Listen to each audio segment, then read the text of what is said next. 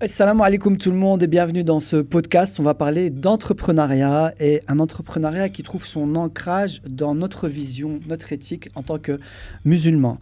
Et ce qui détermine, ce qui façonne notre vision, c'est un hadith que je trouve hyper important à connaître si vous êtes entrepreneur et si vous êtes musulman. C'est un hadith qu'on n'a pas l'habitude d'entendre et je vais vous le citer, c'est « At-tajiru saduqul amin ma'a nabiyyin wa siddiqin wa shuhada ». Le commerçant honnête et digne de confiance sera parmi les prophètes, les véridiques et les martyrs. Vous avez bien entendu ? C'est-à-dire qu'il y a une manière de faire du commerce qui potentiellement peut vous rapprocher même de Dieu. Et ça, pour moi, c'est une approche qui est hyper intéressante et c'est un peu tout le but des podcasts que je fais avec vous, tout le but de tout ce que j'entreprends aujourd'hui. Et je suis tombé amoureux d'un projet. Dès que j'ai vu, j'ai dit celui-là, je vais l'inviter autour de la table et on va parler entrepreneuriat. C'est le projet de Karama Studio, leur premier manga avec de l'éthique et de l'inspiration dans les valeurs musulmanes qui sort. Vraiment, c'est un bijou Hidayah, d'accord, de Karama Studio. Alors, on a avec nous aujourd'hui Hamid pour en parler. Hamid, salam alaikum. Alaikum salam Zaki. Merci d'avoir accepté mon invitation. Merci à toi pour l'invitation. Écoute, comment il est né ce projet Hidayah ? D'où ça vient, cette volonté de sortir un manga comme ça ? Alors d'abord, merci pour ton introduction généreuse. Ici, en fait, le projet, il est né d'une idée commune avec Fahem, qui est à la fois le dessinateur donc de Hidayah et l'auteur, et mon beau-frère. Donc j'ai la chance de travailler en famille. De travailler en famille avec lui. Mais tu sais que parfois, ça ne se termine pas bien. J'espère que vous avez tout mis carré. Mais je lui donne ce qu'il faut chaque fin de mois. Hein, donc non, ça va de ce côté-là. Ok, donc c'est un projet que tu fais en famille et lui, c'est un passionné de dessin, c'est ça ? Parce que franchement, le produit, il est impressionnant.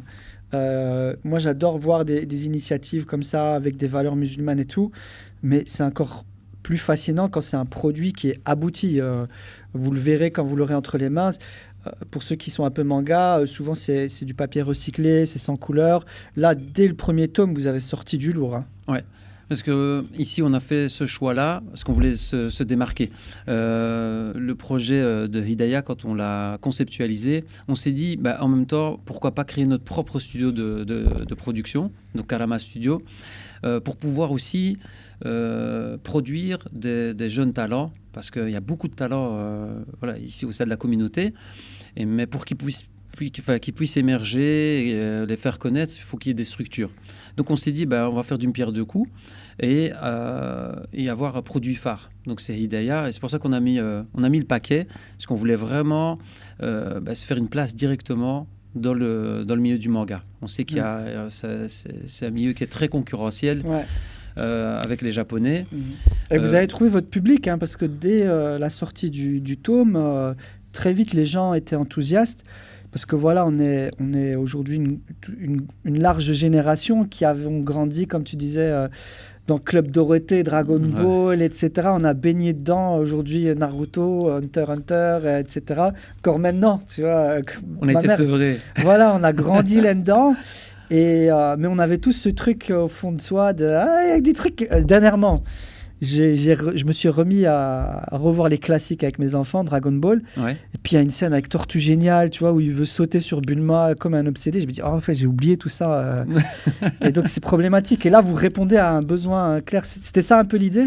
Oui, c'est ça en fait, c'est vraiment de proposer au public de la communauté un manga qui soit une vraie alternative, tant en termes de qualité, en chara-design, donc les personnages, l'univers, qu'en termes de contenu.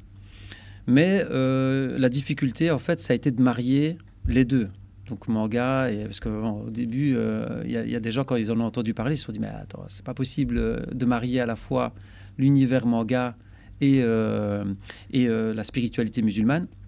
Donc ça a été vraiment un challenge. Qu'est-ce qui posait problème dans l'univers manga classique ? En fait, c'est de se dire que c'est deux mondes qui ne peuvent pas matcher, quoi. Ouais, parce que dans les mangas, il y a beaucoup de hypersexualisation, il y a de la violence, parfois de la magie noire, des trucs comme ça, c'est tout ça en fait. C'est des thématiques qui reviennent souvent, surtout dans la catégorie jeunesse. Et ici, on s'est dit, parce que voilà, dans le manga, on va trouver du très bien, comme du moins bien. Il y en a pour tous les goûts. Mais nous, comme on a une certaine éthique, ben, c'est pas évident de trouver son bonheur, je veux dire, dans les mangas populaires. Ouais. Parce qu'en général, il y a toujours des références voilà, au satanisme, à la magie noire. Ouais, parce que quand on y pense, maintenant que tu n'entends pas, dans Dragon Ball, t'as Satan Petit Cœur et puis t'as le petit, là, Ouais, comment il l'appelle? Dende. Ouais, mais Le tout-puissant. Le tout-puissant. Ouais. Quand il disait ça, je me rappelle quand j'étais petit, je tiltais, tu vois. Même quand il meurt, il va en enfer, il se bat contre l'enfer. Voilà. Tu vois, tout ça, je me disais, mais c'est... Je me rappelle quand j'étais petit, c'est des questions que je me posais. Je me disais, mais en fait, ça va pas ce qu'ils font là. Ouais, c'est vrai, moi aussi, je me souviens que la toute première fois quand Son Goku il rencontre le tout-puissant, je me suis dit, donc Dieu il ressemble à ça. Voilà, parce que quand on est enfant, on se dit, c'est un mec vert avec des ongles qui n'ont pas été coupés depuis 300 ans, des oreilles en pique. Mais oui, en fait... Même maintenant, plus récemment, dans Naruto, tu vois, quand ils rappellent les morts, ils invoquent des djinns, tu vois, Orochimaru, quand il invoque l'autre là qui arrache les bras. Ouais. Le dieu de la mort aussi. Le dieu de la mort, tout ça, je me dis, en fait, il y a plein de trucs... On fait fi de ça parce qu'on est adulte, on sait que ce n'est que de l'imaginaire. Mais quand même, là, tu es venu avec une vraie alternative. Et ce que je voulais te dire, c'est que tu n'es pas juste venu avec une version halal d'un manga. Parce que ça, c'est important de l'avoir en tête. Souvent, les gens ils pensent que quand c'est halal, ça veut dire que c'est profondément islamique. Halal, ça veut juste dire que c'est permis. Oui, c'est donc, tu t'es pas juste contenté d'enlever la violence, les scènes de sexualité, etc. Tu as vraiment de la spiritualité, des sagesses là-dedans, etc. Ouais.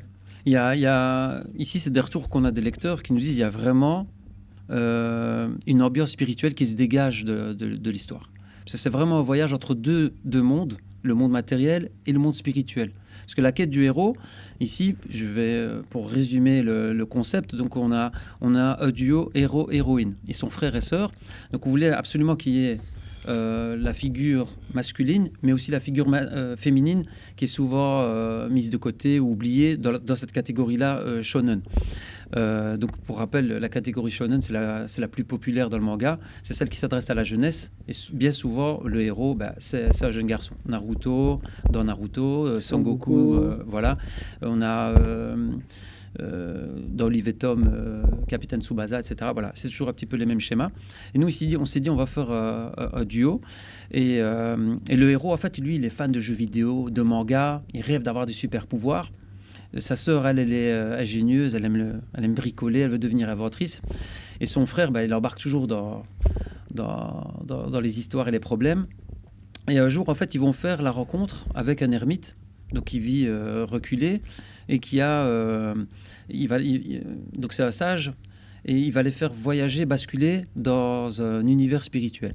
Et cet univers-là, en fait, il va s'avérer qu'il est peuplé de toutes sortes de créatures, c'est tout un monde fantastique.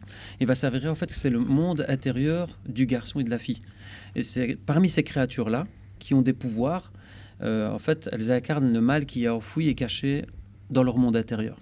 Okay. Et à ce moment-là, ils vont devoir faire face à ces créatures-là. Et pour les combattre, ils vont avoir recours à des créatures lumineuses qui incarnent les vertus de la foi. Ouais, Nour. Voilà. Et ici, donc il y a un combat qui va prendre place entre les forces du bien et les forces du mal dans leur monde intérieur. Et en fait, on a scénarisé la notion de djihad nefs dans la culture spirituelle musulmane qu'on a adaptée pour la jeunesse. C'est super ça. Et surtout, allez, ça fait tellement de plaisir. Dès le premier chapitre, il s'appelle « Je veux devenir comme le prophète Mohammed sallallahu alayhi wa sallam ». C'est ça. Donc, tu as un héros dont le modèle, dont l'objectif, c'est de ressembler au prophète sallallahu alayhi wa sallam. Donc c'est un peu ce qu'en tant que musulman on devrait tous rechercher à faire. Donc ça dénote. Et puis à la fin il y a plein de trucs, des chouettes trucs. Il y a un truc sur apprendre à faire le wudu, et c'est subtil, tu vois, c'est pas des couches de halal et d'islam juste pour en mettre. C'est bien fait, quoi, c'est fin. Et c'est ça que je voulais vraiment souligner, c'est que vous l'avez fait dans le manga, mais moi c'est quelque chose que j'essaye d'inculquer aux gens plus largement dans tout ce qu'ils entreprennent, c'est de réussir à le faire bien, quoi. Tu vois, c'est de pas juste copier d'autres disciplines, c'est de se l'approprier et de mixer ça, ou même d'enraciner ça dans nos valeurs, dans notre éthique, etc. Et je me rappelle, il y en a qui me disent parfois sur Internet, ouais, mais c'est bizarre, pourquoi tu mélanges business et islam?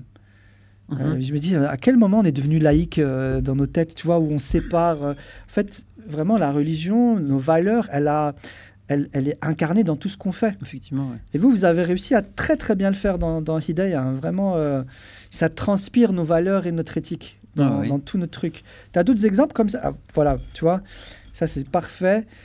Je regarde, tu vois, il y a un truc qu'on a perdu, c'est la relation à un mentor. Ouais. Tu vois, je sais pas si tu remarques ça aussi. Dans la nouvelle génération, on n'a plus ce truc. Avant, moi, j'ai grandi, j'ai eu la chance dans mon parcours de vie de rencontrer des gens dont j'ai été vraiment une éponge. Tu vois, pas seulement dans ce qu'il dit, mais aussi dans sa manière d'être. Ouais, ouais. Tu vois, et on sait que le prophète sallam aussi, il éduquait les sahaba dans ce qu'il disait, mais aussi dans sa manière d'être. Et je trouve que ça, tu vois, le personnage du sage, il incarne ça. C'est ça.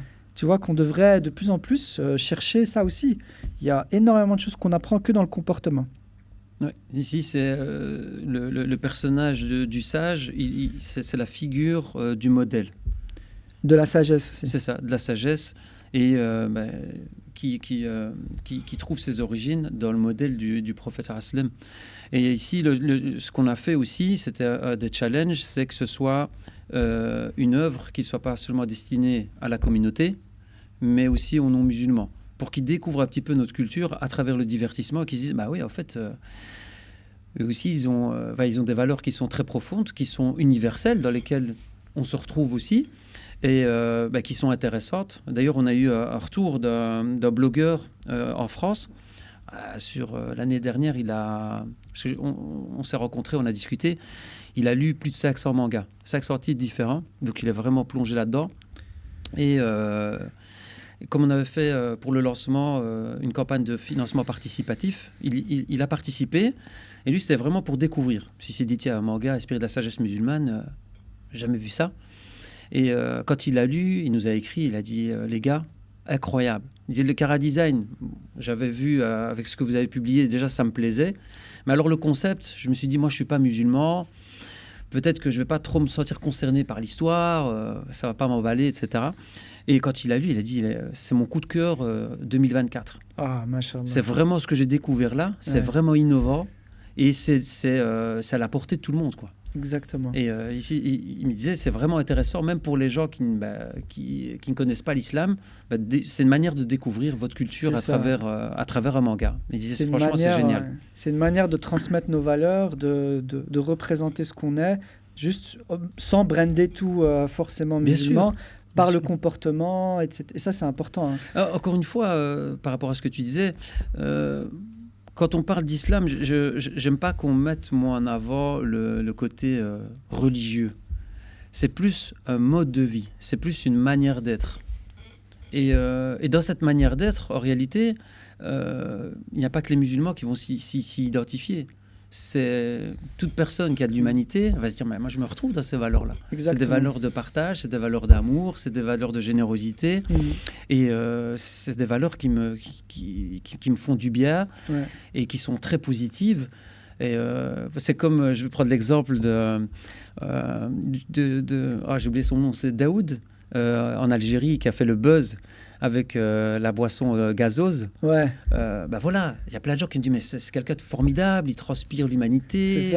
Et puis les appelle, Algériens, bon, ils sont montés au créneau, ils se disent, ouais, lui, c'est un DZ. Mais c'est pour dire que les gens, ils sont reconnus dans sa générosité, quoi. Ils se sont dit, mais ça, c'est vraiment une belle personne. Ouais. Et il est inspirant. On a même vu DJ Snake qui a été le trouver, qui a fait une vidéo avec lui, etc. Parce que tellement le personnage il est intéressant. C'est un très bel exemple de ce qu'on appelle de la narration positive, tu vois. C'est plutôt que à chaque fois devoir se justifier quand il y a une actualité qui concerne les musulmans. Non, mais ça, on n'est pas des terroristes. Non, mais ça, c'est pas des gens qui sont des bons musulmans. Ouais. Non, on produit du contenu pour faire ce qu'on appelle la narration positive. On n'est pas là dans la justification, on parle de choses qui nous concernent plus à travers de comportements, des valeurs, une histoire. Donc ça, c'est vraiment un bijou d'entrepreneuriat. Moi, je vous souhaite beaucoup de succès pour ce genre de choses. Et d'ailleurs, quand je vous invite sincèrement, quand vous voyez ce genre de projet, que vous aimez, il y a un geste qui est très simple à faire, c'est d'acheter le produit. C'est comme ça qu'on aide nos entrepreneurs. Moi, dès que j'ai vu le truc, le premier truc que j'ai fait, j'en ai commandé 6. Et pour les offrir à mes neveux, à mes nièces, à mes enfants. Et tout simplement pour soutenir le projet, tu vois. Je t'ai pas écrit pour me dire, envoie-moi un truc, je vais te faire de la pub. Non, j'achète d'abord le produit. Comme ça, je soutiens activement. Je vous invite à le faire avec tous les projets que vous aimez. Devenez client d'abord, parce que ça, c'est un beau projet entrepreneurial. Je te souhaite vraiment de faire beaucoup d'argent avec ça, Inch'Allah, et de faire de la baraka. Mais justement, comment il est né ce projet ? Comment vous avez lancé ce truc ? Tu as parlé de crowdfunding, etc. Tu peux un peu nous expliquer la genèse ? Oui. Parce que ça aussi, je suis sûr qu'il y a beaucoup de leçons en termes de tawakkul. Oui, ici, donc je travaillais en tant qu'employé et puis j'ai fait un burn-out. J'ai travaillé pendant plus de 11 ans et j'ai dû tout stopper. Et mon frère qui est indépendant, c'est lui qui m'a mis un peu le pied à l'étrier à l'époque. Il m'a dit, écoute, pourquoi est-ce que tu ne travaillerais pas avec moi ? Lui était dans le domaine du transport. Il me dit, bah, tu vas m'aider à développer la société. Puis voilà, comme ça, tu peux faire quelque chose qui te plaît, etc. Et challenger. Donc, il m'a embarqué avec lui. Et donc, j'ai été indépendant pendant 4 ans. Et, mais bon, voilà, c'était un domaine... On avait vite fait le tour. Ouais, toi, tu es un créatif à la base. Voilà. Tu as fait du stand-up, voilà. Peut-être qu'il y en a qui te reconnaissent du stand-up. Ils disent, mais je connais ce visage. Ouais, effectivement. Donc, tu es plus un créatif à la base, quoi. Ouais. Donc, moi, c'est vraiment... c'est ça qui me plaît. Et donc, j'avais mis un peu d'argent de côté. Je me suis dit, bon, là, maintenant, j'ai envie de me lancer, mais dans quelque chose qui me plaise, qui me booste tous les matins, et à la fois... voilà, je puisse gagner ma vie en faisant quelque chose qui me plaise. Et puis, il y avait un troisième critère, c'était et aussi que ce soit conforme à ma foi. Et j'avais été trouver donc, mon associé, donc Faham, et je lui ai proposé de faire un projet qui soit simple, donc qui serait destiné à l'enfance, comme ça on pourrait se lancer, se tester, voir un petit peu et produire rapidement quelque chose. Attends, il faut rappeler que ton beau-frère Faham, c'est un artiste, quoi, c'est ça. Ouais. Lui, depuis des années, tu le vois dessiner. Ça, il le fait juste pour rigoler, quoi. Mais ici, ce qui est étonnant, c'est que c'est une première œuvre pour lui. Donc, pourtant, quand on la voit, tous ceux qui l'ont vu, il n'est pas à son coup d'essai. Il avait déjà fait quelque chose avant, ou il a moins travaillé sur un autre projet, etc. Ouais. Juste pour ceux qui sont un peu initiés, c'est quel style de manga c'est quoi les inspirations, là ? Moi, quand j'ai vu, j'ai reconnu Dragon Ball, mais le Dragon Ball original. Hein. Oui, c'est ça. Ici, voilà, l'inspiration, ça a été Toriyama, Miyazaki. Donc, parce qu'on voulait vraiment faire quelque chose qui soit une aventure, donc le côté Dragon Ball, et aussi fantastique, le côté Miyazaki. Et voilà, je pense, avec les retours qu'on a eus, bah ça a fonctionné. Ouais, ouais. La ref, elle est là bien. Clairement. Moi, dès que j'ai vu, je me suis dit, ah ouais, purée, c'est Dragon Ball, quoi. Ouais, c'était volontaire, sans que ce soit, voilà, avec un style qui est original, voilà, mais avec un trait qui aspirait vraiment de Maître Toriyama. Donc toi, tu avais ton beau-frère là qui a un talent inexploité qui est à ta disposition. Tu as dit, bismillah, il faut qu'on fasse un truc. Oui, parce que moi, tu as vu l'opportunité, quoi. Oui, parce que moi, je croyais en lui. Même dans la manière de designer, il est vraiment exceptionnel. Il a un don depuis toujours, mais qu'il n'avait jamais vraiment exploité. Et donc voilà, il y a eu beaucoup de premières. Et il y a eu vraiment beaucoup de premières. Donc, ce qui est drôle et qui peut être...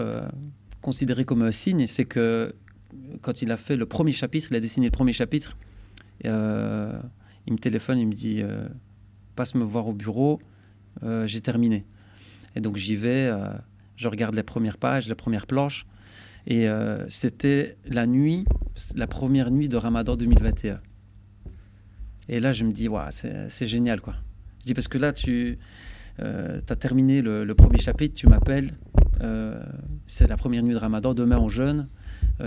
C'était un moment vraiment très très particulier. Et puis on s'est dit, pour nous c'est quelque chose qui est positif, quoi. Ouais. Et il y en a eu plein comme ça pendant tout au long, je veux dire, de la production du premier tome. Et ça te fait quoi aujourd'hui personnellement de se dire, tu as contribué quand même à pas juste monétiser ta passion, mais aussi de diffuser un message. C'est important, quoi. Ça te nourrit. Oui, bien sûr. Ça, c'est quelque chose... Parce que tu aurais pu juste faire un manga, en fait. Oui, on aurait pu faire un manga. Pourquoi c'était important pour toi de... Ben parce qu'on voulait vraiment offrir quelque chose à la communauté. C'est un cadeau. Une sadaqa. Oui, c'est un cadeau dans le sens où se dire, voilà, pour la première fois, il y a un héros qui est musulman. Et c'est un héros auquel n'importe qui vrai. peut s'identifier. On voulait vraiment offrir un héros à la communauté, un Ouais. héros et une héroïne auquel on peut s'identifier. Ouais. Et ils sont pas On dans a le eu le schéma. premier Marvel Ah oui, musulman, là, et tout le Ouais, monde ouais. était tout content, et toi, tu nous as sorti le premier manga. oui, on voulait, puis on s'est dit, le format manga, pourquoi le format manga? Parce que c'est celui qui se prêtait le mieux à ce qu'on voulait exprimer. Parce qu'il faut savoir que dans la catégorie shonen, celle dans laquelle on est, donc la catégorie shonen, comme j'ai dit tout à l'heure, c'est la catégorie qui s'adresse à la jeunesse. Il y a des cases à cocher. Donc l'histoire, c'est un héros en fait qui part avec... il rêve d'avoir des pouvoirs, d'atteindre un objectif, mais il part toujours avec un capital faiblesse, quoi. Ouais. Donc il est pas destiné à être un héros. Ouais. Donc c'est parce qu'il a beaucoup de faiblesses qu'il va devoir surmonter, dépasser. Dans cette catégorie-là, en fait, le héros, ce qu'il va devoir faire, c'est apprendre à maîtriser un pouvoir. Et ce pouvoir-là, il va le transcender et il va lui permettre de changer le monde. C'est ça un peu l'histoire. Et le concept. Et ici, en fait, il y a beaucoup de valeurs qui rejoignent la spiritualité musulmane. Parce que il va devoir on aborde la thématique du dépassement de soi, qu'on peut mettre en parallèle avec le jihad nefs. Ouais. Il y a la fratrie, la camaraderie. Ouais. Voilà. Mahabba. Voilà, la mahabba, la fraternité. Donc tout ça, en fait, on s'est dit, mais en fait, il y a plein de valeurs communes comme ça, et ça match à fond, quoi. Et ce qui est génial aussi dans la réalisation en manga, c'est que les planches, elles permettent de faire des dessins sur des doubles planches qui sont fortes par rapport à la BD franco-belge, où on a vraiment quelque chose qui se rapproche plus du format cinéma. Le manga, lui, il se rapproche plus du concept des séries qu'on va retrouver dans Netflix, etc. Et voilà, donc au niveau graphique, ça permet vraiment d'avoir quelque chose de très très beau rendu, Ouais. et qui sont forts Ouais. pour le lecteur. Et tu as tout à fait raison quand tu dis on a voulu offrir un héros musulman. Je pense que c'est Youssouf Islam qui disait ça. Tu sais, Youssouf Islam, Oui. le chanteur, il a construit un réseau d'enseignement en Angleterre. Oui, je me souviens de de ça. très grande qualité. Et lui, il disait une phrase extraordinaire. Il disait, moi, je peux travailler. Donc, il y a pratiquement en Angleterre, tu peux faire toute ta scolarité dans son réseau. Oui. Et avec une tête bien faite et tout. Et lui, il disait une phrase, et moi, quand j'ai entendu ça, c'était tellement vrai. Il disait, en fait, moi, je peux travailler pendant 10 ans sur l'éducation d'une personne. Il suffit qu'il aille et qu'il regarde un film hollywoodien et tu switches tout ce que tu as construit, quoi. Ouais. Tu vois, l'impact de la culture, les gens sous-estiment ça. Tous les films qu'on va voir avec nos enfants, les Avengers, il y a plein de messages qui sont distillés. C'est pas pour rien que dans l'industrie cinématographique aux États-Unis, l'armée américaine, elle soutient à fond tout film, mettant en valeur les soldats, en mettant à disposition du matériel, des armes, pour glorifier tout ça, tu vois, parce qu'ils savent que ça pénètre. Et donc, toi, quand tu fais ça, c'est une autre réponse, c'est une autre manière d'impacter nos jeunes en se disant, tu vois, mon modèle de héros, c'est un jeune qui a comme modèle le prophète Mohammed sallallahu alayhi wa sallam. C'est très, et les gens, ils se rendent pas compte de ça. C'est pour ça que pour moi, un des champs qu'il faut aussi investir, c'est la culture. C'est ce que tu fais là, hyper important, quoi. C'est comme tu disais, pour moi, c'est tout à fait vrai. C'est une sadaqa que tu fais. Bien sûr. C'est une contribution importante. Oui, c'est vraiment offrir un héros et de se dire, ah bah oui, parce que on prend souvent la parole pour parler à notre place. Malheureusement, pour transmettre des choses qui sont fausses et qui sont très négatives, on associe souvent l'image de l'islam au terrorisme, à l'axe du mal. Voilà, il y a toute une rhétorique comme ça qui est développée, qui nous fait mal au quotidien, parce que ça a un impact sur les gens, qu'on le veuille ou qu'on ne le veuille pas. D'ailleurs, voilà, quand il y a des actes terroristes qui sont perpétrés, etc., on sait que le lendemain... on va devoir prendre la parole pour se désolidariser. Et toi, justement, tu viens et tu apportes un autre message. Bien sûr, parce que tous ces actes-là, ils sont anti-islamiques. Ouais. Ces gens-là, c'est impossible qu'ils fassent partie de cette communauté qui porte ce message de paix, d'amour et d'espoir. D'ailleurs, quand dans le Coran, Dieu le dit lui-même par rapport à la personne du prophète, Il dit, nous t'avons envoyé que comme miséricorde pour les mondes. Ouais. Donc, Pas pour les musulmans, pour les mondes. bien sûr. Parce que cette personnalité-là, du prophète Mohammed sallallahu alayhi wa sallam, elle est porteuse d'un message qui est positif. Quand il est venu avec un message pour libérer les esclaves, pour libérer la femme de sa condition. Il est venu avec quelque chose qui était très très beau, réunir les tribus. Donc c'était vraiment sortir les gens de leur petite secte pour les amener à la liberté,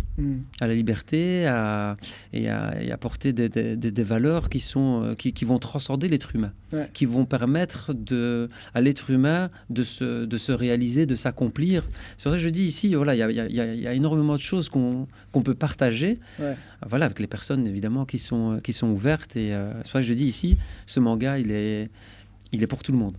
Exactement. Ah oui, je voulais juste dire une chose aussi par rapport à ça, c'est que j'avais lu un article d'un professeur universitaire japonais qui disait que, parce qu'il s'intéressait à la culture musulmane, il dit j'ai appris beaucoup de choses, et il y a beaucoup de choses en fait qui sont communes avec notre culture à nous, les Japonais. Et il a fait une réflexion, il a dit la meilleure manière pour les musulmans de faire découvrir l'islam aux Japonais, c'est les mangas. C'est de passer par le manga. Et quand j'ai lu ça, nous on était en train de bosser dessus, je disais mais c'est incroyable. C'est incroyable. C'est pour dire que les gens qui sont dans une posture positive et d'ouverture, en réalité, ils vont se dire moi je le prends, je vais être curieux et je vais voir qu'est-ce qu'ils racontent ces gens-là. Mais quand même, j'aimerais bien revenir sur l'aventure entrepreneuriale. Donc toi, tu vois un gars qui a un potentiel extraordinaire, qui est ton beau-frère. Tu as cette idée, tu es un passionné de manga. Comment on arrive à concrétiser ça? Comment tu décides de te lancer, Bismillah, tawakkaltu ala Allah, et on avance? Tu as lancé un crowdfunding, si j'ai bien compris. C'est ça. Et donc, raconte-nous un peu le début de l'aventure. Alors, le début de l'aventure, il est marrant parce qu'on a fait les fous, dans le sens où... Il faut être un peu fou pour se lancer dans l'entrepreneuriat. Il faut être un peu fou, mais je veux dire, on a regardé des modèles en fait qui ont réussi. On avait choisi la plateforme Ulule, puisqu'on voulait opérer sur deux marchés, le marché belge et le marché français. Mais alors, il y a des mecs comme Bruno Le Maire, etc. Donc, c'est des mecs qui sont déjà dans le manga et ils sortent des objectifs de malade, quoi. C'est 30 000, 50 000, 80 000 euros. Nous, on s'est dit, tu sais quoi, on va être modeste, on va mettre 15 000 euros. Donc 15 000 euros pour lancer la première publication.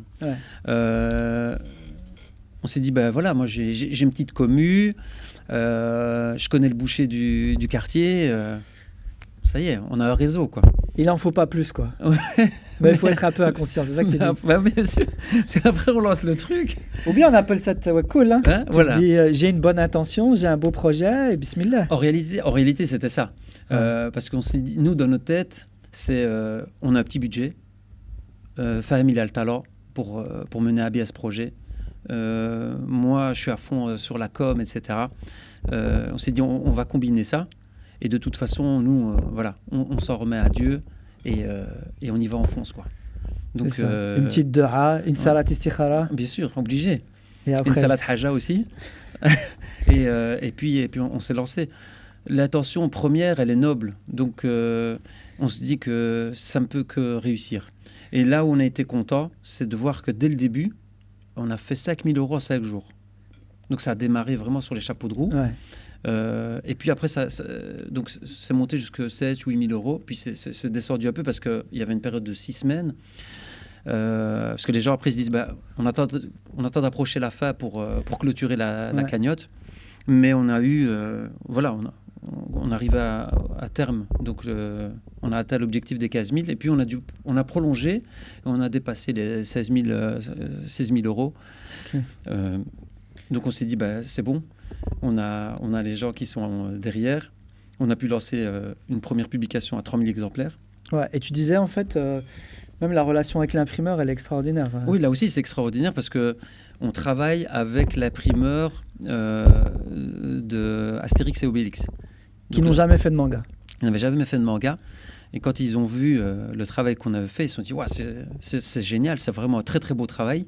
Ils se sont dit on va relever le défi avec vous et vraiment travailler pour faire un manga de qualité. Ils ont adoré le projet. Ils ont adoré le projet. Mais ça, c'est quand même le b à bas de l'entrepreneuriat. Quand tu as un bon produit, ça se vend bien, quoi. Ça se vend tout seul. Et là, vraiment, c'est quelque chose d'abouti. Hein. Oui. Je veux dire, des initiatives dans l'enfance pour faire un truc un peu islamique, etc. On en a vu. Je me rappelle toutes les vidéos que tu as sur YouTube. Bismillah, Bismillah. Oh, j'en peux plus de cette chanson. Mais ça a cartonné. Hein. Mais ça a cartonné. Mais c'est plusieurs centaines de millions de vues sur ça a cartonné. Sur Internet, mais tu vois, moi qui avais grandi dans le manga, je me disais, mais c'est pas ça que je veux, moi. Quand j'ai vu ça, j'ai dit, purée, mais le produit est beau, quoi. C'est vraiment... c'est un objet que je prends plaisir à offrir. Tu vois, je sais que quand je vais podcaster, je vais le mettre derrière moi, je vais te faire des... Tu vois, parce que le produit est beau, j'ai du plaisir Donc, vraiment, un truc tout simple, tout bête quand vous vous lancez dans l'entrepreneuriat, mais ayez le souci de l'excellence. Ça aussi, on nous l'apprend. Et vous, dès le départ, vous avez dit, je veux faire un truc quali. Ouais. Je veux pas faire un truc low cost que je veux vendre. Je veux me faire plaisir, quoi. Je veux créer un manga que j'aurai plaisir moi-même à lire. Oui, parce que ici, on a d'abord été public avant d'être producteur. Et on s'est dit, il faut... En plus, il n'y a pas le choix. Il y a tellement de concurrence dans le milieu du manga qu'il faut se démarquer. C'est pour ça qu'on a fait un format... donc c'est le format qu'on utilise dans les rééditions. Donc c'est un format A5, full color. Parce qu'on voulait que quand le public le voit, le prend en main, se dise ah ça c'est un produit vraiment de qualité. Que normalement on fait dans les rééditions. Il y a un vernis sélectif en couverture, donc qui met les personnages en relief. On voulait vraiment taper fort. Et les retours qu'on a eu du public étaient vraiment positifs. Ouais, et là, vous en êtes où concrètement? Vous avez lancé le premier tome. Donc ce livre-là que vous voyez, vous pouvez l'acheter sur leur site internet. Évidemment, on mettra le lien en description. C'est quoi la suite? Le deuxième est en production. C'est pour ça que Fam n'est pas venu avec moi. C'est parce qu'il est en train de plancher. Il est en train de travailler. Voilà, il est en train de travailler au studio. Moi, j'ai ramené le boss. L'autre, il dessine. Oui. Et voilà, on n'a pas le choix. Donc là, tu me disais qu'il y a une version anglaise qui arrive. Oui. Parce que vous voyez grand, hein, ça c'est important aussi de le dire. En tant qu'entrepreneur, il faut être ambitieux. Là, vous avez sorti la version française. Déjà plusieurs milliers d'exemplaires qui ont été vendus. Oui. En full autonomie. Hein. Vous êtes complètement indépendant pour l'instant. Et vous allez sortir une version anglaise. Arabe aussi. C'est dans les projets aussi, ouais. Inch'Allah, pour conquérir le monde, comme le dirait un certain... Oui, parce qu'ici, je veux dire, le marché, il est énorme. Donc, on a commencé ici parce qu'on est résident en Belgique. Et puis, on maîtrise plus notre milieu. Donc, on s'est dit, on va d'abord se faire les dents et voir un peu comment est-ce que ça se passe. Si on arrive à gérer de A à Z la production. Et voilà, donc c'est un très bon premier test. Et ici, on est rentré en contact avec des organisateurs d'un festival en Angleterre qui aura lieu le mois prochain à Londres. Et quand on leur a envoyé le teaser, donc version anglaise, qu'ils ont vu donc la couverture et quelques illustrations, ils étaient fans. Ils nous ont, le jour même, ils nous ont écrit, dit, est-ce que tu peux m'appeler tout de suite? Can you call me now? Donc, ils m'ont envoyé le numéro de téléphone, etc. Ça fait plaisir. Oui, en fait, vous avez tout de suite trouvé ce qu'on appelle le product market fit, c'est-à-dire le bon produit qui trouve son public. Oui. Directement. Et tout le monde vous soutient, quoi. Oui, on a eu cette chance vraiment que ce soit adopté directement par le public, puis qu'il soit emballé. La difficulté pour nous, en fait, c'est plus de rentrer en contact avec le public cible et qui sache ce qu'on a fait comme travail, qui le voit. C'est vraiment ça le challenge en réalité. Parce que dès qu'ils le voient, quand ils voient le concept, ils se disent ouais, c'est génial. Parce qu'il y a vraiment une demande. La vente se fait facilement, quoi. La vente se fait facilement. C'est comme si je te disais va me vendre une Mercedes, quoi. Sans prétention aucune. Hein. Moi ici, je veux dire, on sait que c'est par la grâce de Dieu qu'on arrive à un résultat. L'intention est bonne. Le produit est qualitatif. Le public a une demande. C'est normal que ça marche. Ouais. Puis la baraka, quelques du'a, une petite sadaqa à gauche à droite et c'est réglé. Hein. Ouais, c'est vrai, ça. Donc le tome 2 arrive pour ceux qui... Oui, le tome 2, il est prévu donc pour courant 2025. Et tu me disais, en fait, vous avez dès le départ eu une vision quand même assez ambitieuse Parce que Karama Studio, vous, votre vision, c'est demain un dessin animé, etc. etc. Ouais. Ça, c'est l'objectif, c'est de pouvoir travailler avec un studio d'animation et faire une adaptation en animé. Et pourquoi pas, maintenant, série Netflix aussi, donc il serait plus avec des êtres humains, quoi. Inch'Allah, en tout cas, c'est tout ce qu'on te souhaite, hein, vraiment. Donc là, vous allez engager, j'ai entendu, des illustrateurs, vidéos, etc., quoi, pour vraiment lancer la machine. Oui, ce qu'on veut, c'est avoir un bon rendement en termes de production. Et pour ça, il faut monter une équipe. Donc avoir un dessinateur qui ferait l'ancrage. Il y en a qui sont spécialisés aussi dans les décors et un coloriste. Un peu comme travaillent les studios, Japonais, ouais. Voilà, pour pouvoir sortir donc Atom tous les... eux, ils ont une moyenne de production qui est entre 3 et 6 mois. Donc c'est vraiment essayer de relever ce défi-là et de pouvoir sortir tous les 6 mois. J'espère que vous allez devenir comme le studio là. Comment il s'appelle le studio Japon qui a sorti Chihiro? Ah, c'est Studio Ghibli. Ouais, Studio Ghibli. J'espère que c'est ça votre modèle un peu de Miyazaki, oui, ça fait partie des. J'espère que vous allez être notre Studio Ghibli belge. Karama Studio, c'est tout ce qu'on vous souhaite en tout cas. Inch'Allah. Et aussi, on est le premier studio de production belge. Il y a déjà eu un mangaka belge. Hein. Ouais. Oui, il y a déjà eu, qui fait un très très beau travail. J'ai oublié son nom, je crois que c'est Monkey. J'ai oublié le nom, il faut que je le retrouve. Qui est très bon. Mais comme studio de production, on est les premiers. Ouais, en tout cas, tu incarnes. C'est pour ça que je voulais absolument t'inviter. Si on peut t'aider en quoi que ce soit, on le fera, Inch'Allah. Tu incarnes vraiment l'entrepreneuriat tel que j'essaye de le diffuser, quoi. Tu vois, une bonne intention, tu as envie de faire une sadaqa. Et moi, je dis tout le temps, il y a une différence entre fi sabilillah et free sabilillah. Ouais. Tu vois, tu peux faire quelque chose lillah parce que ton intention, c'est de diffuser un message et gagner ta vie avec ça parce que tu es à temps plein, toi et ton beau-frère, sur ce projet-là. Hein. Oui, parce que c'est extrêmement prenant, donc il faut travailler là-dessus à 200%. Voilà. Donc j'espère que vous allez faire beaucoup de ventes, Inch'Allah. N'hésitez pas vraiment à acquérir, à l'acheter. Ne cherchez pas à le recevoir ou le demander. Achetez-le. Il faut soutenir par l'achat ce genre de produit. Et vous allez voir que vos enfants, ça va être une bonne excuse pour qu'ils lâchent la télé ou quoi que ce soit. Ils vont adorer passer du temps et ils vont le chérir. Barakallahu fik. Fik baraka. Je voulais dire aussi une dernière chose, c'est qu'à la fin de chaque tome, donc il y a une partie bonus. Et dans cette partie-là, on aborde une thématique qui est inspirée d'une sagesse musulmane, donc tirée soit d'un verset du Coran ou d'un hadith du prophète sallam. Oh, c'est puissant. Et là, par exemple, c'est quel hadith? Et ici, c'est le hadith du prophète sallam sur le cœur. Masha'Allah. Ah ouais, ici, je le vois. Aujourd'hui, je vais vous transmettre un savoir essentiel. Écoutez bien cette parole du prophète sallam. Eh ben, exactement. Magnifique. Je suis tellement fan.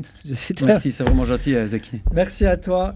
Et écoutez, je vais vous mettre le site. Et puis, il y a une seule chose à faire. C'est vraiment inspirez-vous de cette aventure entrepreneuriale pour entreprendre de la même manière, c'est-à-dire en visant un certain impact, en diffusant un message, en ancrant votre entrepreneuriat dans les valeurs qui sont les nôtres, au-delà de l'éthique, au-delà de juste de chercher à faire quelque chose de halal. Ici, ce que j'adore, c'est qu'ils ont été dans l'étape supérieure, c'est on va ancrer notre vision du mangaka dans notre religion, dans nos valeurs, dans notre éthique pour aller plus loin. Et vraiment, c'est ça pour moi la réussite de ce projet, c'est que c'est un vrai mangaka, un vrai produit pour les fans de manga, ils vont être servis, mais c'est fait à notre sauce. Donc merci pour ça. Merci à toi, Zeki. Merci pour cette sadaqa. Merci. Salam alaikum. Alaykoum salam.